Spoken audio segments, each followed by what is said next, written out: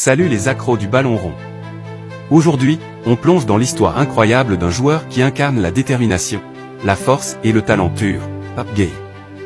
Préparez-vous à découvrir comment ce jeune Sénégalais a conquis le monde du football. Les débuts modestes et la formation. Pape Gueye, c'est l'histoire d'un enfant né à Montreuil, en France, mais avec un cœur qui bat fort pour le Sénégal, le pays de ses origines. Dès son plus jeune âge, le ballon est son meilleur ami. Mais c'est au Havre Athletic Club que tout commence vraiment. Le HAC, une véritable usine à talent.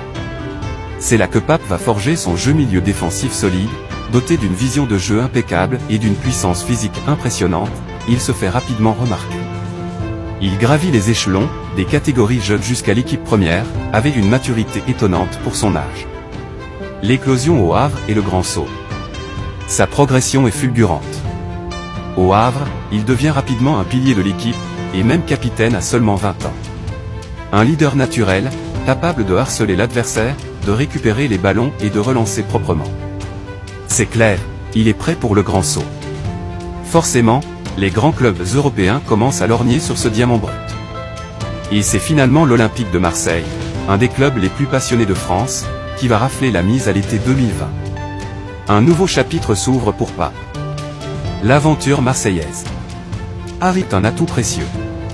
Capable de jouer en sentinelle, mais aussi un peu plus haut, il s'adapte au système de jeu et devient une option sérieuse pour les entraîneurs successifs. Chaque match, il donne tout. La fierté nationale, les Lions de la Teranga. Mais l'apogée de sa carrière jusqu'à présent, c'est sans aucun doute avec l'équipe nationale du Sénégal. En 2021, il est appelé pour la première fois chez les Lions de la Teranga. Un rêve d'enfant qui se réalise. Et quelle histoire! Il participe à la conquête de la Coupe d'Afrique des Nations en 2022, un moment historique pour tout un pays. Puis il s'envole pour la Coupe du Monde au Qatar, représentant fièrement le Sénégal sur la scène internationale.